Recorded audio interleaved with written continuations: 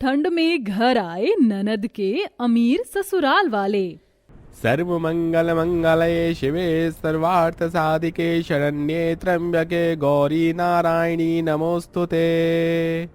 देख रहे हो संतोष के बापू, आज हमारी सुमन का कन्यादान हो रहा है। ये कहते हुए बूढ़ी जानकी की आंखें डबडबा जाती हैं। उस कड़कड़ाती ठंड में बांस के मड़व में सुमन की शादी हो रही थी, जिसे देख बीती बातों को याद करके बबीता की आंखों में भी आंसू भर गए। विधाता, ये तेरी ही देन है जो आज मुझ गरीब भाभी के आंगन के सोए भाग जाग उठे। सुनो जी, इस बार तो हमारी सुमन लड़के वालों को पसंद आ जाएगी ना? आज तो यही है बबीता, बस दहेज की बात ना आए। संतोष और बबीता बड़े गरीब थे। एक गरीब घर परिवार के लिए बेटी का कन्यादान करना कितना कठिन होता है, ये तो सिर्फ वही जानते हैं। संतोष के ऊपर उसकी बीवी, बूढ़ी माँ और जवान बहन के कन्यादान करने की जिम्मेदारी जो थी। इतने में एक बड़ी महंगी चमचमाती हुई गाड़ी उस गरीब के घर द्वार पर रुकी और उसमें से शांति का परिवार शगुन के साथ उतरा। संतोष और बबीता ने हाथ जोड़कर उनका स्वागत किया। जी नमस्ते, माँ जी आइए ना। जाओ बबीता, सुमन को ले आओ। जी अभी लाई। सुमन एक संतरी बनारसी साड़ी पहने माथे पर पल्ला ओढ़े आई। साड़ी काफी पुरानी दिख रही थी।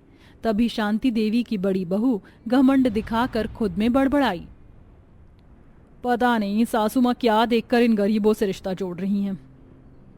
सासू माँ, इनकी दशा तो देखिए। अरे जिनके पास अच्छा घर द्वार नहीं, वो बेचारे बेटी के ब्याह में दहेज भी क्या ही देंगे। और सुमन के पिताजी तो हैं ही नहीं, जो हैं उसके भाई अभाभी हैं। ईशा बहू तुम चुप करो। बबीता बहू, मुझे तुम्हारी नंद पसंद है। ईश्वर का दिया हमारे पास सब है, बस घर की लक्ष्मी चाहिए जो मेरे घर को स्वर्ग बना दे। मुझे तुम्हारी ननद अपने अनमोल के लिए पसंद है। यह सुनकर बबीता की आंखें भर आईं। उसने एकटक अपनी गरीब ननद की ओर देखा, क्योंकि गरीब जानकर अब तक हर परिवार उनका घर द्वार देखकर बाहर से ही चला जाता। मगर किसी ने ठीक ही कहा है, जोड़ियां बनाना ईश्वर के हाथों में लिखा होता है। बबीता ने सोचा भी ना था कि उसके गरीब ननद का रिश्ता इतने बड़े घर से जुड़ेगा। विदाई के वक्त सुमन अपनी गरीब भाभी के गले लगकर फूट फूट कर रोई। भाभी, माँ का ख्याल रखना। मेरी प्यारी ननद, आज से तुम्हारा नया संसार शुरू हो गया है। यहाँ की सारी चिंता भूलकर अपना घर बसाओ। सुमन गाड़ी में बैठ गई और अपने ससुराल चली आई। सुमन का ससुराल बहुत ही आलीशान और बड़ा था। शांति सुमन का स्वागत कराती है। आओ नई बहू, तुम्हारे अपने घर द्वार में तुम्हारा स्वागत है। तभी शांति देखती है कि सुमन साड़ी में खड़ी कपकपाए जा रही थी। अरे दुल्हन, तुम तो ठंड से ठिठुर रही हो। बड़ी बहू, एक काम करो, तुम सुमन बहू को अपना एक आध स्वेटर दे दो। कल चलकर इसके लिए ठंड के गरम शॉल स्वेटर दिला देंगे। इस पर अमीर ईशा मुंह टेढ़ा करके बोली, सासू माँ, एक तो सुमन के भाभी भैया इतनी सस्ती शादी की, कम से कम सुमन की भाभी को उसे एक आध स्वेटर तो देकर भेजना चाहिए, और कुछ तो दिया नहीं गया। ये सुनकर ससुराल की दहलीज पर खड़ी सुमन की आंखों से झरझर आंसू चूने लगे। तभी अनमोल ने कहा, बस कीजिए ईशा भाभी, हर वक्त अमीरी गरीबी की दीवार खड़ी करना जरूरी होता है क्या? चलो सुमन। अनमोल का कहा जैसे ईशा के गाल पर तमाचे के जैसा लगा। अगले दिन, सुमन बहू, वैसे तो तुम्हें पगपेरे के लिए अपने भाभी भैया के घर जाना था। ठंड से बुरा हाल है और अभी से दूसरा मुहूर्त 1 हफ्ते बाद का है, तो 2-4 दिन रह भी लेना। जी माँ जी। ऐसे दिन 1 हफ्ता बीत गया। तभी सुमन को मायके जाता देखकर ईशा ने बड़े मीठे अंदाज में कहा, अरे देवरानी जी, अकेले अकेले मायके जा रही हो, हमें नहीं ले चलोगी अपने घर घुमाने? देखो ना, पलक का भी अपने नानू के घर घूमने जाने का बड़ा मन था, मगर डैडी अभी काम के सिलसिले में आउट ऑफ टाउन है। चाची, हमें भी अपने साथ ले चलो ना। तभी सुमन 5 साल की पलक के सर पर प्यार भरा हाथ फेर कर बोली, ठीक है जेठानी जी, आप भी चलिए। माँ जी, आप भी साथ चलिए ना। इस तरह से सुमन का पूरा ससुराल एकदम से उसकी गरीब भाभी के घर आ गया। इस 2 कौड़ी की गरीब देवरानी जी के चलते देवर जी ने उस रोज मेरी बेइज्जती की थी ना, अब मैं इसके गरीब मायके वालों की ऐसी बेइज्जती करूंगी कि जिंदगी भर याद रखेगी। इतने में सुमन के ससुराल वालों की गाड़ी उसके मायके के द्वार पर आ गई। उसमें से अपनी ननद को उतरते देख बबीता खुशी से भर गई और उसे गले से लगा लिया।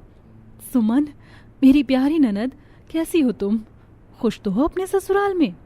अरे अपनी ननद से क्या पूछती हो, मैं बताती हूँ बबीता जी। हाँ, आपकी नंद अपने ससुराल में बहुत खुश है।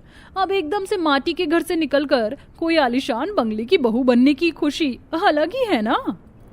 ऐसा कहते ही ईशा सुमन के मायके वालों को गरीब होने का ताना मारती है, जिससे बबीता, जानकी और संतोष तीनों की आंखों में आंसू आ गए। अपनी आंखों से बहते आंसुओं को छुपाने के लिए बबीता कपकपाते हुए अपनी फटी साड़ी के आंचल से कुर्सियां पोंछने लगी। आप सभी बैठिए ना। माँ जी, अनमोल जी, ईशा जी बैठिए। ईशा मुंह बनाकर कुर्सी पर बैठ तो गई, मगर नखरे दिखाती हुई बोली, बाप रे, उफ कितनी ठंड है, यहाँ हीटर तो चला दो। ये सुनकर बबीता ने हिचकिचाकर कहा, ईशा जी माफ कीजिएगा, घर में हीटर नहीं है, आप कहिए तो मैं बोरसी में आग जलाकर दे देती हूँ। हाँ बबीता बहू, तुम वही दे दो। मैं अच्छे से जानती हूँ कि ईशा बहू जानबूझकर ये सब कर रही है ताकि सुमन बहू के गरीब मायके वालों को शर्मिंदा करे, जबकि इसको कोई भी ठंड नहीं लग रही है। बबीता ईशा को आग जला कर दे देती है, तभी उसकी झोपड़ी धुएं से भर जाती है। इस वजह से ईशा की बेटी पलक पैर पटकने और रोने लगती है।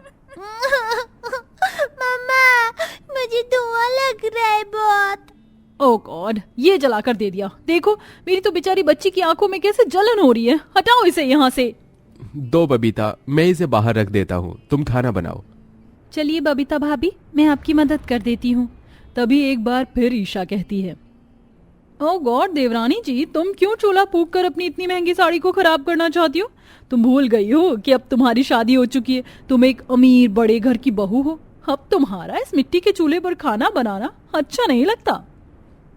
सुमन, ईशा जी ठीक कह रही हैं, तुम बैठ जाओ, मैं बना लूंगी खाना।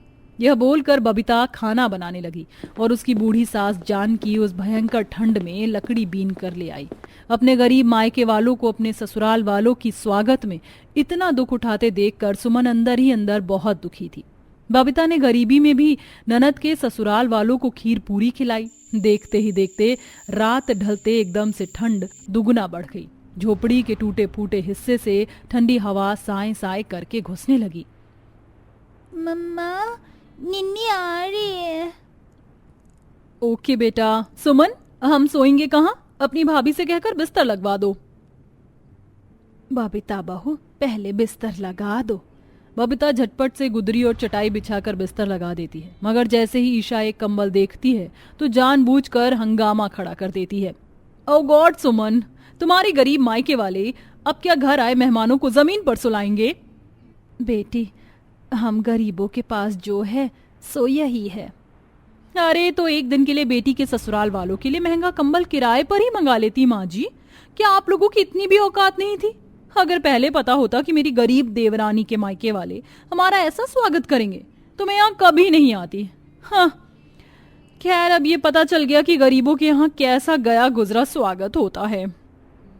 इस बार ईशा की कही बात जैसे सुमन और उसके गरीब मायके वालों के सीने में तीर की तरह चुभ गई और वह सभी अपना दुख मन में और दबा न सके और फूट फूट कर रोने लगे। तभी अनमोल ने कहा, बस भाभी, बस कीजिए, किसी गरीब की शराफत का इतना भी फायदा मत उठाइए। देख लीजिए मम्मी जी, देवर जी कैसे अपने ससुराल वालों की साइड ले रहे हैं। अनमोल एकदम ठीक कह रहा है बहू। सुमन बहू के मायके वालों ने खुशी से और दिल से भरकर हमारा स्वागत किया, मगर तुमने तो उनकी इज्जत उतारने में कोई कमी कोई कसर नहीं छोड़ी। ये बेचारे इतने दिलदार हैं। अरे अपनी हैसियत से बढ़कर स्वागत किया इन्होंने हमारा। तुम्हें गरीब का दर्द समझ में नहीं आएगा। तुम बड़े बाप की बेटी हो ना। अगर एक गरीब की बेटी होती तब पता चलता तुम्हें एक गरीब का परिवार कैसे ठंड में जीवन जीता है।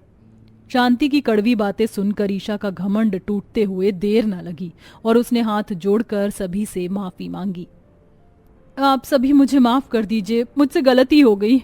आप इस ठंड में कितनी मुश्किलों में जी रहे हैं, मैंने ये समझा ही नहीं। सुमन के गरीब घरवाले ईशा को माफ कर देते हैं और अगले दिन ईशा अपने ससुराल वालों के साथ खुशी से अपने ससुराल चली जाती है।